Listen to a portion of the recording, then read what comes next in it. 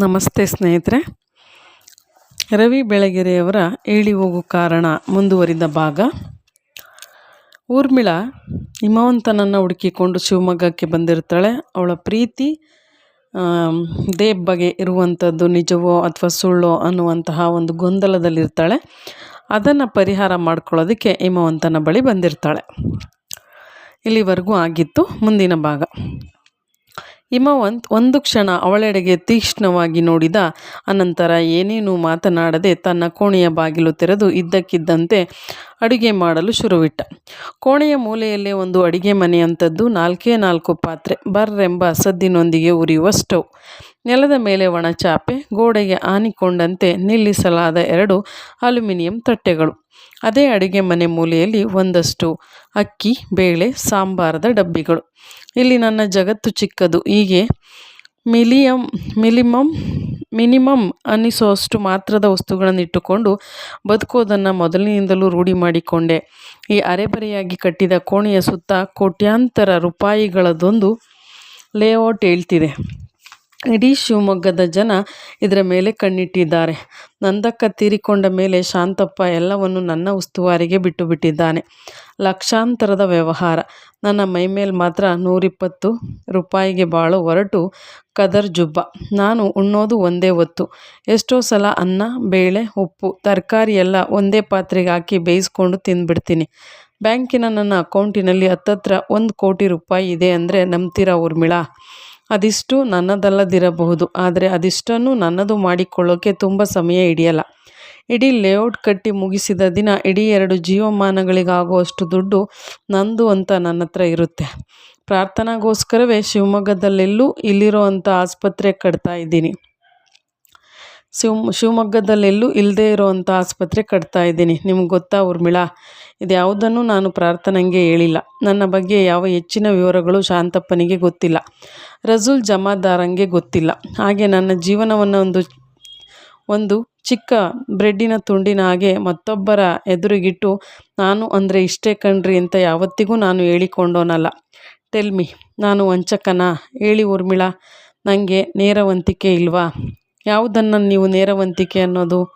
ನಾನು ಕುಡಿತೀನಿ, ಸೂಳೆ ಮನೆಗೆ ಹೋಗ್ತೀನಿ, ನಂಗೆ 10 ಜನ ಹುಡುಗಿಯರ ಸಹವಾಸ ಇದೆ ಅಂತ ಒಬ್ಬ ಗಂಡಸು ಬಾಯ್ಬಿಟ್ಟು ಹೇಳಿಕೊಂಡು ಬಿಟ್ಟ ಮಾತ್ರಕ್ಕೆ ಅವನು ನೇರವಂತ ಅನಿಸಿಕೊಂಡು ಬಿಡ್ತಾನಾ?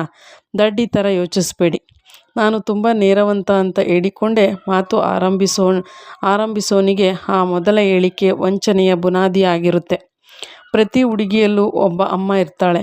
ಅಮ್ಮನಿಗೆ ದುಃಖದ ಮಗು ಅಂದರೆ, ಅಳೋ ಮಗು ಅಂದರೆ, ರೋಗದ ಮಗು ಅಂದರೆ, ದುಷ್ಟ ಮಗು ಅಂದರೆ ಜಾಸ್ತಿ ಇಷ್ಟ. ತಕ್ಷಣ ಅಂಥ ಮಗುಗೆ ಹೆಲ್ಪ್ ಮಾಡೋಕ್ಕೆ ಮುಂದಾಗ್ತಾಳೆ. ದೇವ್ ಥರದ ಹುಡುಗರು ತಮ್ಮ ಬಲಹೀನತೆಗಳನ್ನೇ ಮೊದಲೇ ಹೇಳಿಕೊಂಡು ನಿಮ್ಮಂಥ ಹುಡುಗಿಯರಲ್ಲಿರೋ ಅಮ್ಮನ ನಿಮಗೆ ಗೊತ್ತಿಲ್ಲದೆ ಟ್ರ್ಯಾಪ್ ಮಾಡ್ತಾರೆ.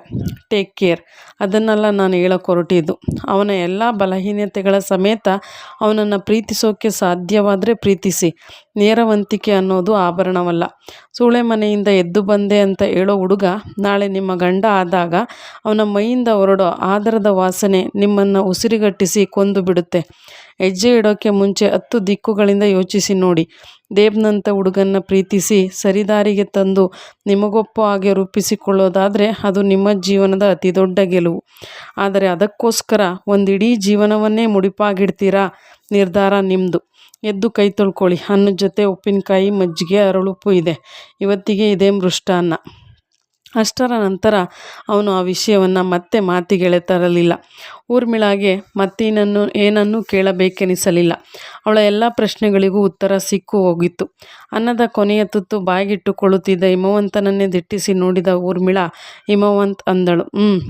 ನಾನು ಮುಂದಿನ ಜನ್ಮದಲ್ಲಿ ನಿಮ್ಮ ಮಗಳಾಗಿ ಹುಡ್ತೀನಿ ಆಯಿತಾ? ಅಂದು ಬಿಟ್ಟಳು. ಯಾವುದಕ್ಕೂ ಒಂದು ಸಲ ಪ್ರಾರ್ಥನನ್ನ ಕೇಳಿಬಿಡಿ. ಯಾಕೆಂದರೆ ಇನ್ನು 7 ಜನ್ಮದ ತನಕ ಅವಳೇ ನನ್ನ ಹೆಂಡತಿ ಆಗೋಳು. ಅವಳ ಒಪ್ಪಿಗೆನೇ ಫೈನಲ್ ಅಂದವನೇ ದೊಡ್ಡ ದನಿಯಲ್ಲಿ ನಗತೊಡಗಿದ. ಊರ್ಮಿಳೆಯ ಕಣ್ಣಲ್ಲಿ ಮಾತ್ರ ಕಂಡು ಕಾಣದಂತಹ ನೀರ ಮಡುವು. ಅವಳು ಹಿಂದಿರುಗುವ ಹೊತ್ತಿಗೆ ದಾವಣಗೆರೆ ದೊಡ್ಡದೊಂದು ಮಳೆಯಲ್ಲಿ ತೊಯ್ದು ಮಲಗಿತ್ತು. ರಾತ್ರಿ 9 ಆಗುತ್ತಿತ್ತು. ಹೊರಟವಳ ಮನಸ್ಸಿನ ತುಂಬ ಪ್ರಶ್ನೆಗಳಿದ್ದವು. ದೇಬುವಿದ್ದ ಹಿಂದಿರುಗಿ ಹಾಸ್ಟೆಲಿನ ಬಳಿ ಟ್ಯಾಕ್ಸಿ ಅವನಿಗೆ ಹಣ ಕೊಟ್ಟು ಕಬ್ಬಿಣದ ಬಾಗಿಲು ನೂಕುತ್ತಿದ್ದರೆ ತನ್ನ ಮನಸ್ಸು ಗ್ರೀಷ್ಮ ಋತುವಿನ ಆಕಾಶದಷ್ಟು ನಿರಭ್ರವಾಗಿದೆ ಅನಿಸುತ್ತಿತ್ತು. ಹಿಮವಂತನ ಸಾನ್ನಿಧ್ಯವೇ ಸಾಕು, ತನ್ನೆಲ್ಲ ಪ್ರಶ್ನೆಗಳಿಗೂ ಉತ್ತರ ದೊರಕಿಸಿಬಿಡುತ್ತದೆ.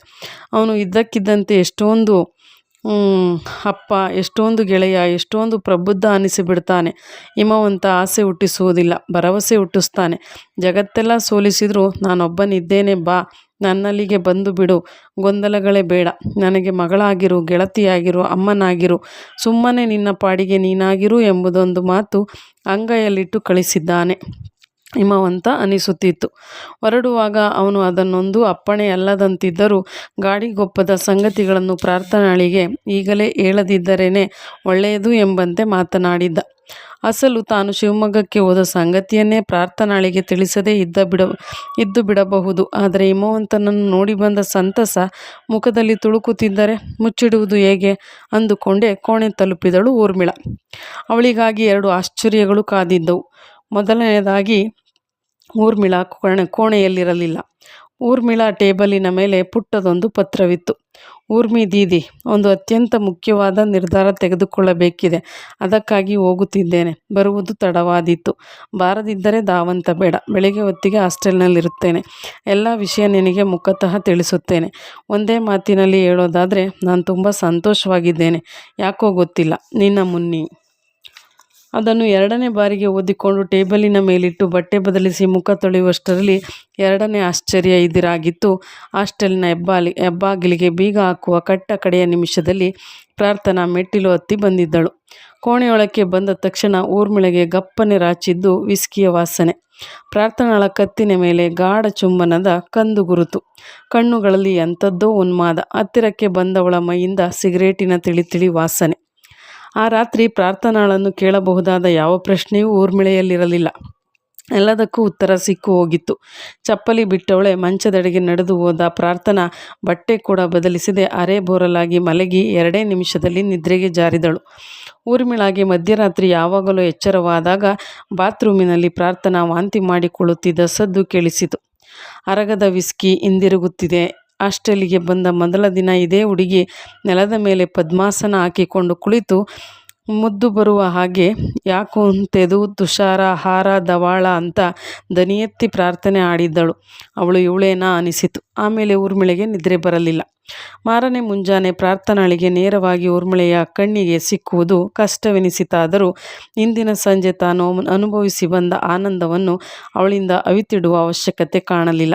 ಅದೆಲ್ಲ ನಿಜ. ಊರ್ಮಿ ದೊಡ್ಡವಳು, ತನ್ನನ್ನು ಕಂಡರೆ ಇಷ್ಟ. ಆದರೆ ಬದುಕು ತನ್ನದು, ನಿರ್ಧಾರಗಳು ತನ್ನವು. ಎಲ್ಲಕ್ಕಿಂತ ಹೆಚ್ಚಾಗಿ ದೇವ್ ತನ್ನವನು. ಮನಸ್ಸಿನ ಕಾರ್ಮೋಡಗಳನ್ನೆಲ್ಲ ಚೆದುರಿಸಿ ಬೆಳಕು ಚೆಲ್ಲಿದ ಸ್ಪಷ್ಟ ಸೂರ್ಯ. ಅವನೊಂದಿಗೆ ಬದುಕು ಬೆರೆತಾಗಿದೆ. ಒಬ್ಬ ಊರ್ಮಿಳೆ ಏಕೆ, ಸಾಕ್ಷಾತ್ ಹಿಮವಂತನೇ ಎದುರಿಗೆ ಬಂದು ನಿಂತರೂ ಎದುರಿಸಬಲ್ಲ ತಾಕತ್ತು ಮೈಗೂಡಿದೆ. ಊರ್ಮಿಳ ತನ್ನನ್ನು ಪ್ರೀತಿಯಿಂದ ನೋಡಿಕೊಳ್ಳುತ್ತಾಳೆಂಬುದೇನೋ ನಿಜ. ಆದರೆ ತಾನಿನ್ನೂ ಅವಳ ಅಂಕೆಗೆ ಒಳಗಾಗಿರಬೇಕಿಲ್ಲ. ದೇವ್ ಹೇಳಿದ್ದು ನಿಜ. ಊರ್ಮಿಳ ದೊಡ್ಡ ಈಗೋಯಿಸ್ಟ್, ದುರಾಭಿಮಾನಿ, ತನ್ನದೇ ನಡೆಯಬೇಕೆಂಬ ಹಠಮಾರಿ. ತಾನೇನು ಚಿಕ್ಕ ಹುಡುಗಿಯಾ? ದೇವ್ನಂಥ ಗಂಡಸನ್ನು ಸೆಳೆದು ಸೂರೆ ಮಾಡಿಟ್ಟುಕೊಂಡಿರುವ ಚಾಣಾಕ್ಷೆ. ಗಂಡಸನ್ನು ಹ್ಯಾಂಡಲ್ ಮಾಡುವುದು ನನಗೂ ಗೊತ್ತು. ಪ್ರಾರ್ಥನಾಳ ಮನಸ್ಸು ತನ್ನೊಳಗೆ ತಾನೇ ಮಾತನಾಡಿಕೊಳ್ಳುತ್ತಿತ್ತು. ಮಂಚದ ಮೇಲೆ ಕುಳಿತು ಮೊಗೆಯಂತಹ ದೊಡ್ಡ ಕಪ್ಪಿನಲ್ಲಿ ಕಾಫಿ ಕುಡಿಯುತ್ತಿದ್ದವಳು ಕಳೆದ ಸಂಜೆಯ ಸೆಣುಕುಗಳನ್ನು ನೆನೆದೆ ಉಲ್ಲಾಸಿತಳಾಗುತ್ತಿದ್ದಳು. ದೇವ್ ಬಂದಿದ್ದ. ಆಕಾಶದಿಂದಿಳಿದ ಕಾಮನ ಬಿಲ್ಲಿನಂತೆ ಕಾಣುತ್ತಿದ್ದ.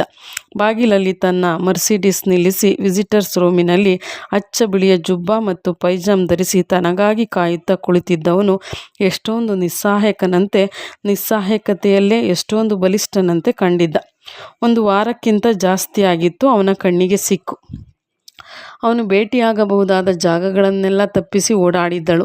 ಆದರೆ ತೀರಾ ಹಾಸ್ಟೆಲ್ನ ಬಾಗಿಲಿಗೆ ಬಂದು ಕುಳಿತವನನ್ನು ತನ್ನೆಲ್ಲ ಹಮ್ಮು, ಗೊಂದಲ, ಅಂತರಂಗದ ಕ್ಷೋಭೆಗಳನ್ನು ಬದಿಗಿಟ್ಟು ಅಲೋ ಅನ್ನದೇ ಇರಲು ಸಾಧ್ಯವಾಗಲಿಲ್ಲ. ಊರ್ಮಿಗೋಸ್ಕರ ಬಂದಿದ್ರಾ ದೇವ್ ಬಾಬು? ವಿಸಿಟರ್ಸ್ ಕೋಣೆಯ ಬಾಗಿಲಲ್ಲಿ ನಿಂತು ಕೇಳಿದಳು ಪ್ರಾರ್ಥನಾ. ಇಲ್ಲ, ಒಂದು ಮುನಿಸಿಕೊಂಡಿರುವ ಕನಸು ಹುಡುಕಿಕೊಂಡು ಬಂದಿದ್ದೇನೆ. ನಿಮಗೇನಾದರೂ ಅದು ಇದಿರಾದರೆ ನಾನಿಲ್ಲಿ ಕಾಯ್ತಿದ್ದೀನಿ ಅಂತ ತಿಳಿಸಿಬಿಡಿ. ಬೈ ದಿ ಬೈ ಕನಸಿನ ಹೆಸರು ಪ್ರಾರ್ಥನಾ. ಅಂದವನ ದನಿಯಲ್ಲಿ ಎಷ್ಟೊಂದು ಸೀರಿಯಸ್ನೆಸ್ ಇತ್ತೆಂದರೆ, ದೇಬ್ ಬಾಬು 5 ನಿಮಿಷ ಕೂತಿರಿ, ಈಗ ಬಂದೆ, ಇವತ್ತಿನ ಸಾಯಂಕಾಲ ನಿಮ್ಮದು ಅಂದವಳೆ ಪಾದರಸದ ವೇಗದಲ್ಲಿ ಕೋಣೆಗೆ ಹಿಂದಿರುಗಿದಳು. ಕೋಣೆಯಲ್ಲಿ ಊರ್ಮಿಳಾ ಇಲ್ಲ.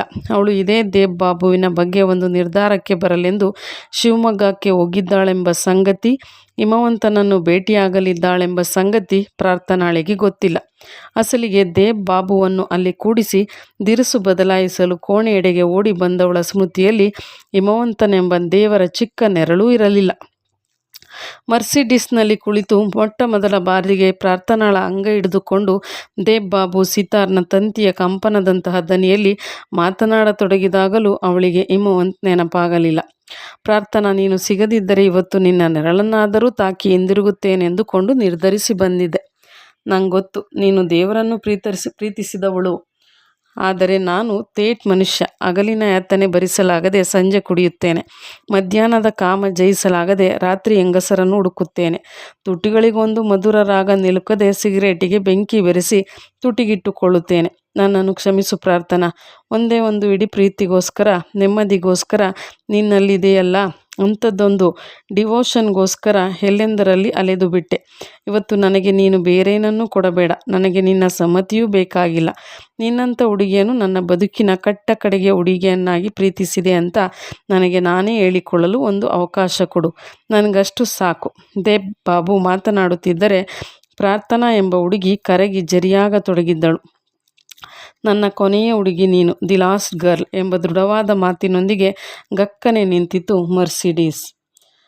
ಕಿಟಕಿ ಆಚೆಗೆ ದೊಡ್ಡ ಕತ್ತಲು, ಕಾರಿನಲ್ಲಿ ಹಿತವಾದ ಮೌನ. ಮಾತಿಗಿಂತಲೂ ಮೌನ ಎಲ್ಲಿ ಪರಿಣಾಮಕಾರಿಯಾಗಿ ಕೆಲಸ ಮಾಡುತ್ತದೆ ಎಂಬುದನ್ನು ಚೆನ್ನಾಗಿ ಬಲ್ಲವನು ದೇಬ್. ಅವನು ಮಾಸ್ಟರ್ ಫ್ಲರ್ಟ್. ಕತ್ತಲಲ್ಲಿ ಸಣ್ಣಗೆ ಅಲುಗುತ್ತಿದ್ದ ಪ್ರಾರ್ಥನಾಳ ಮುಂಗುರುಳನ್ನೇ ದಿಟ್ಟಿಸಿ ನೋಡಿ ಮೌನವಾಗಿದ್ದ ಕಾರಿನ ಡೆಕ್ಕೆ ಕ್ಯಾಸೆಟ್ ಹಾಕಿ ಜೀವ ತುಂಬಿದ. ತುಮ್ ಕ್ಷಮ್ ಮೈ ಬೋಲ್ ಹುಮ್ ಸಂದರ್ಭಕ್ಕೆ ಹೇಳಿ ಮಾಡಿಸಿದಂತಿತ್ತು ಹಾಡು.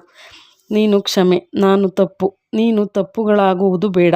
ಕೊನೆಯ ಬಾರಿಗೆ ಕ್ಷಮಿಸಿಬಿಡು. ಮತ್ತೊಂದು ಹೆಂಗಸಿನೆಡೆಗೆ ತಿರುಗಿ ನೋಡುವುದಿಲ್ಲ. ಹಾಗಂತ ಇಂಥದೊಂದು ನಿರ್ಜನ ಕತ್ತಲ ಬಯಲಿಗೆ ಕರೆತಂದು ನಿನ್ನ ಪ್ರೀತಿಗೆ, ನಿನ್ನ ಸಮ್ಮತಿಗೆ, ನಿನ್ನ ದೇಹಕ್ಕೆ ಬೊಗಸೆಯೊಡ್ಡುತ್ತಿದ್ದೇನೆ ಅಂದುಕೊಳ್ಳಬೇಡ ಪ್ರಾರ್ಥನಾ. ನನ್ನನ್ನು ನೀನು ತಿರಸ್ಕರಿಸಿದರೂ ದುಃಖವಿಲ್ಲ. ಆದರೆ ಯಾವತ್ತಿಗೂ ನನ್ನ ಪ್ರೀತಿಯನ್ನು ಗೇಲಿ ಮಾಡಬೇಡ. ದೇಬುವಿನಂಥ ದೇಬ್ ಬಂದು ನನ್ನೆದುರಿಗೆ ನಿಂತು ಅಂಗಲಾಚಿ ಇಲ್ಲ ಅನಿಸಿಕೊಂಡ ಕಣೆ ಅಂತ ಕಟಕಿ ಆಡಬೇಡ. ಇಂಥದ್ದೊಂದು ಕ್ಷಣ ಮತ್ತೆ ಬಂದಿತ್ತೋ ಬಾರದೋ ಗೊತ್ತಿಲ್ಲ. ಕಾರು ಇಳಿದು ಹೋಗುವ ಮುನ್ನ ನನಗೊಂದೇ ಒಂದು ಮಾತು ಕೊಡು. ನಿಮ್ಮನ್ನು ಯಾವತ್ತಿಗೂ ಗೇಲಿ ಮಾಡುವುದಿಲ್ಲ. ದೇಬ್ ಬಾಬು ಅಂತ ಒಂದು ಸಲ ಹೇಳಿ ನೆಲಕ್ಕೆ ಕಾಲಿಡು. ನಿನ್ನಿಂದ ತಿರಸ್ಕೃತನಾದರೆ ಅಂಥ ತಿರಸ್ಕಾರಕ್ಕೆ ನಾನು ಅರ್ಹ ಅಂದುಕೊಳ್ಳುತ್ತೇನೆ. ಇವತ್ತಿನ ತನಕ ಮಾಡಿದ ತಪ್ಪುಗಳಿಗೆ ಅದೇ ಶಿಕ್ಷೆ ಅಂದುಕೊಳ್ತೀನಿ. ಆದರೆ ಗೇಲಿ ಮಾಡಿದರೆ ಪ್ರಾರ್ಥನಾ, ನಾನು ಶಾಶ್ವತವಾಗಿ ಮನುಷ್ಯ ಸಂಬಂಧಗಳ ಮೇಲೆ ವಿಶ್ವಾಸ ಕಳೆದುಕೊಂಡು ಬಿಡ್ತೀನಿ. ಇಲ್ಲಿಗೆಲ್ಲ ಮಾತು ಮುಗಿದು ಹೋದವು ಅನಿಸುತ್ತೆ. Let's go back. ನಿನ್ನನ್ನು ಹಾಸ್ಟೆಲಿಗೆ ಬಿಡ್ತೀನಿ. ತುಂಬ ವರ್ಷಗಳ ನಂತರ ಮೊಟ್ಟ ಮೊದಲ ಬಾರಿಗೆ ವಿಸ್ಕಿ ಮತ್ತು ಹೆಂಗಸು ಎರಡೂ ಇಲ್ಲದೆ ಒಂದು ರಾತ್ರಿಯನ್ನು ಒಬ್ಬನೇ ಮಲಗಿ ಕಳೆಯಬೇಕು. Wish me the best. Deb Babu, ಇವತ್ತು ಯಾಕೋ ನೀವು ತುಂಬ ಭಾವುಕರಾಗಿದ್ದೀರಿ. ಉದ್ವೇಗದಲ್ಲಿ ಆಡಿದ ಮಾತುಗಳಿಗೆ ಶಾಶ್ವತತೆ ಇರಲ್ಲ ಅಂತಾರೆ. ನಿಮಗಿಂತ ಚಿಕ್ಕವಳು ನಾನು, ನಿಮಗಿಂತ ತುಂಬ ಬಡವಿ. ನಿಜ ಹೇಳಬೇಕಂದ್ರೆ ಯಾವ ಆಕರ್ಷಣೆಗಳೂ ಇಲ್ಲದ ಮೋಸ್ಟ್ ಆರ್ಡಿನರಿ ಹುಡುಗಿ. ಮೆಡಿಕಲ್ ಕಾಲೇಜಿನ ಕಟ್ಟೆ ಹತ್ತಿದ್ದೀನಿ ಅಂತ ಕನಸಿನಲ್ಲೂ ಅಂದ್ಕೊಂಡಿರಲಿಲ್ಲ. ಇವತ್ತಿಗೂ ನಂದು ಅಂತ ಒಂದು ನೆಲೆ ಇಲ್ಲ. ಇಂಥ ಹುಡುಗಿ ಮುಂದೆ ನಿಮ್ಮಂಥ ನೀವು ನಿಂತ್ಕೊಂಡು ನೀನು ನನ್ನ ಕೊನೆ ಹುಡುಗಿ ಅಂತಿದ್ದೀರಾ. ಯಾಕೆ ರಿಯಾಕ್ಟ್ ಮಾಡಬೇಕೋ ಗೊತ್ತಾಗ್ತಿಲ್ಲ. ಇವತ್ತಿನ ತನಕ ಪ್ರೀತಿ ಅಂದರೆ ಭಕ್ತಿ ಅಂತ ಅಂದ್ಕೊಂಡಿರೋಳು ನಾನು. ಭಕ್ತಿನ ಯಾರಾದರೂ ಗೇಲಿ ಮಾಡ್ತಾರಾ? ಇವತ್ತು ರಾತ್ರಿ ನೀವು ವಿಸ್ಕಿ ಕುಡಿದಿದ್ರೆ, ಕಾವೇರಮ್ಮನ ಮನೆಗೆ ಹೋಗದೇ ಇದ್ದರೆ, ಇವೆರಡೂ ಇಲ್ಲದೆ ಕೂಡ ನೆಮ್ಮದಿಯಾಗಿ ನಿದ್ದೆ ಮಾಡೋಕ್ಕೆ ನಿಮ್ಮಿಂದ ಸಾಧ್ಯವಾದರೆ ಅದು ನೀವು ನನಗೆ ಕೊಡೋ ಗೌರವ ಅನ್ಕೋತೀನಿ. ನಿಮ್ಮನ್ನು ನಾನು ಪ್ರೀತಿಸ್ತಿದ್ದೀನೋ ಇಲ್ವೋ ನನಗೆ ಇನ್ನೂ ಖಚಿತವಾಗಿಲ್ಲ. ಆದರೆ ನಿಮ್ಮ ಗೆಳೆತನವನ್ನು ಗೌರವಿಸ್ತೀನಿ. ನಾನು ಮೋಸ ಮಾಡ್ಕೊಳ್ಳೋ ಹುಡುಗಿಯಲ್ಲ. ನಾನು ಇವತ್ತು ರಾತ್ರಿ ಮಟ್ಟಿಗೆ ಯೋಚನೆ ಮಾಡೋಕ್ಕೆ ನಂಗೆ ಅವಕಾಶ ಕೊಡಿ. ನಾಳೆ ಬೆಳಗ್ಗೆ ನಿಮಗೊಂದು ಸಿನ್ಸಿಯರ್ ಆದ ಗುಡ್ ಮಾರ್ನಿಂಗ್ ಹೇಳ್ತೀನಿ. ಆದರೆ ಒಂದು ಷರತ್ತು, ನಂಗೆ ತುಂಬ ಹಸಿವಾಗಿದೆ. ದಾಬಾದಲ್ಲಿ ನೀವು ಊಟ ಕೊಡಿಸ್ಲೇಬೇಕು. ಅದು ಸಣ್ಣಗೆ ನಕ್ಕಳು. ದೇಬ್ ಕಾರಿನ ಚಕ್ರ ತಿರುಗಿಸಿದ. ಆನಂತರ ಅವನ ಪ್ರತಿ ಹೆಜ್ಜೆ, ಪ್ರತಿ ಚರ್ಯೆ, ಪ್ರತಿ ಚಲನ ಕೂಡ ಕರಾರುವಕ್ಕಾಗಿತ್ತು. ದಾಬಾದ ಅಂಗಳದಲ್ಲಿ ಪ್ರತ್ಯೇಕವಾಗಿ 2 ಚೇರ್ ಹಾಕಿಸಿದ, ಟೇಬಲ್ ತರಿಸಿದ. ನಿತ್ಯ ಬಂದು ಕುಡಿಯುವ ಬಂಗಾಲಿ ದೊರೆಯಲ್ಲವೇ? ದಾಬಾದ ಹುಡುಗರು ವಿಸ್ಕಿ ತಂದಿಟ್ಟರು. ಒಂದೇ ಮಾತಿನಲ್ಲಿ ಅದನ್ನು ತಿರಸ್ಕರಿಸಿ ಅಚ್ಚುಕಟ್ಟಾದೊಂದು ಶಾಕಾಹಾರಿ ಊಟ ತರಿಸಿದ. ಊಟ ಮುಗಿದ ತಕ್ಷಣ ಬಿಸಿ ಬಿಸಿ ಕಾಫಿ. ಎಲ್ಲ ಮುಗಿಸಿ ಎದ್ದು ನಿಂತವನು ದಾಬಾದ ಹುಡುಗನಿಗೆ ಕೊಟ್ಟ ಬಕ್ಸೀಸ್ನ ಔದಾರ್ಯ ಕಂಡೇ ಪ್ರಾರ್ಥನಾ ದಂಗು ಬಡಿದಿದ್ದಳು. ಅದಕ್ಕಿಂತಲೂ ಹೆಚ್ಚಾಗಿ ಅವಳನ್ನು ಆಶ್ಚರ್ಯಕ್ಕೆ ಈಡು ಮಾಡಿದ್ದೆಂದರೆ ದೇಬುವಿನ ಮಾತು. ಕತ್ತಲಲ್ಲಿ ನಿಂತ ಕಾರಿನ ಚಕ್ರ ತಿರುಗಿಸಿ ದಾಬಾದೆಡೆಗೆ ಆಕ್ಸಿಲೇಟರ್ ತುಳಿಯಲು ಆರಂಭಿಸಿದವನು ಆಮೇಲೆ ಪ್ರೇಮದ ಬಗ್ಗೆ, ತನ್ನ ಯಾತನೆಯ ಬಗ್ಗೆ ಒಂದೇ ಒಂದು ಮಾತಾಡಲಿಲ್ಲ. ಊಟ ಮುಗಿಸುವಷ್ಟು ಹೊತ್ತು ಅವನು ಮಾತಾಡಿದ್ದು ಸಬ್ಜೆಕ್ಟಿನ ಬಗ್ಗೆ.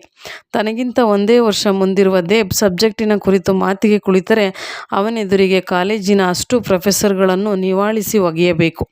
ಯಾವತ್ತಾದರೂ ತಾನೊಬ್ಬ ಯಶಸ್ವಿ ಡಾಕ್ಟರ್ ಆಗುತ್ತೇನೋ ಇಲ್ಲವೋ ಗೊತ್ತಿಲ್ಲ. ಇವನ ಕೈ ಹಿಡಿದರೆ ಮಾತ್ರ ಜಗತ್ತಿನ ಅತ್ಯಂತ ಬುದ್ಧಿವಂತ ವೈದ್ಯನೊಬ್ಬನ ಹೆಂಡತಿಯಾಗುವುದು ಖಚಿತ ಅನಿಸಿತು. ಹೆಂಗಸು ಎಡವುವುದೇ ಅಲ್ಲಿ. ತಾನು ಏನಾದರೂ ಏನಾಗದಿದ್ದರೂ ಅವಳು ದುಃಖಿಸುವುದಿಲ್ಲ. ತನ್ನವನು ಏನೋ ಆಗಬೇಕು, ಅವನ ಎಲ್ಲ ಯಶಸ್ಸಿನ ಹಿಂದೆ ತಾನು ನಿಲ್ಲಬೇಕು. ಅದೇ ಹೆಂಗಸು ಇನ್ನಷ್ಟು ಬುದ್ಧಿವಂತೆಯಾದರೆ ಈಗಾಗಲೇ ಏನೋ ಆಗಿ ಹೋಗಿರುವವನ ಬೆನ್ನ ಹಿಂದಕ್ಕೆ ಹೋಗಿ ನಿಲ್ಲುತ್ತಾಳೆ. ಗೆದ್ದವನ ಯಶಸ್ಸನ್ನೇ ನನ್ನದು ಅಂತಾಳೆ. ತಾನು ಬುದ್ಧಿವಂತಳಾಗುತ್ತಿದ್ದಾಳ? ಮೊಸರನ್ನದ ತುತ್ತು ಬಾಯಿಗಿಟ್ಟುಕೊಳ್ಳುವ ಮುನ್ನ ಹಾಗಂತ ಒಮ್ಮೆ ಕೇಳಿಕೊಂಡಳು ಪ್ರಾರ್ಥನಾ. Why not? ಗೆಲ್ಲುವವನೊಂದಿಗೆ ಹೆಜ್ಜೆ ಹಾಕಿದರೆ ತಪ್ಪೇನಿದೆ? ದೇಬ್ ಮೆಡಿಕಲ್ ಮುಗಿಸಲಿಕ್ಕೆ ಇನ್ನು 3 ವರ್ಷ ಸಾಕು. ಆಮೇಲೆ ಅವನು ಡಾಕ್ಟರ್ ದೇಬ್. ಮತ್ತೆ2 ವರ್ಷ ಓದ್ತಾನೆ, ವಿದೇಶಕ್ಕೆ ಹೋಗ್ತಾನೆ. ಮನೆಯಲ್ಲಿ ಕೊಳೆತು ಹೋಗುವಷ್ಟು ಶ್ರೀಮಂತಿಕೆ. ದುಡ್ಡೆಲ್ಲವನ್ನು ತಂದುಕೊಡುತ್ತೆ, ಮುಖ್ಯವಾಗಿ ಸಂತೋಷವನ್ನು. ಇಡೀ ಜನ್ಮ ದುಡಿದ್ರೂ ಹಿಮವಂತ್ ಡಾಕ್ಟರ್ ಆಗಲಾರ, ವಿದೇಶಕ್ಕೆ ಹೋಗಲಾರ. ಯಾವತ್ತೋ ಒಂದಿನ 60 ರೂಪಾಯಿದೊಂದು ನೈಟಿ ತಂದುಕೊಟ್ಟ ಅಂತ ಎಷ್ಟು ದಿನ ಸಂತೋಷವಾಗಿರಲಿಕ್ಕೆ ಸಾಧ್ಯ? ಹಿಮವಂತ್ ನನ್ನನ್ನು ಪ್ರೀತಿಸುವುದಕ್ಕಿಂತ ನಾನೇ ಅವನನ್ನು ಪ್ರೀತಿಸಿದ್ದು ಜಾಸ್ತಿ. 2 ಸಲ ಹೋಗಿರೋದ ಮೇಲೆ ಅವನು ಒಲಿದಿದ್ದು, ಎಷ್ಟು ದಿನ ಕಾಯಿಸಿದ್ದು? ದೇಬ್ ಆಗಲ್ಲ. ಇವನು ಬೊಗಸೆಗೆ ಬಿದ್ದ ಜಲಪಾತ. ಅವನು ಇಬ್ಬನಿ ಹನಿಯಂತ ಹಿಮವಂತ. ನಾನು ಪ್ರೀತಿಸಿದವನನ್ನು ಮದುವೆಯಾಗುವುದಕ್ಕಿಂತ ನನ್ನನ್ನು ಪ್ರೀತಿಸುವವನನ್ನು ಮದುವೆಯಾದರೆ ಹೆಚ್ಚು ಸುಖಿಯಾಗಿರುತ್ತೇನೆ. ಇದೇ ಸರಿ. ಕೈ ತೊಳೆದು ಮೇಲೆದ್ದಳು ಪ್ರಾರ್ಥನಾ. ದಾಬಾ ಅಂಗಳದಲ್ಲಿ ತೀರಾ ಕಾರು ಹತ್ತುವಾಗ ಏಕೋ ಎದೆ ಡವಗುಟ್ಟಿದಂತಾಗಿ, ದೇವರೇ, ನಾನು ಮಾಡುತ್ತಿರುವುದು ತಪ್ಪಲ್ಲ ತಾನೇ ಮನಸ್ಸು ಕೇಳಿಕೊಂಡಿತು. ಇಲ್ಲಿವರೆಗೂ ಇರಲಿ, ಮತ್ತೆ ಮುಂದಿನ ಭಾಗ ಮಾಡ್ತೀನಿ.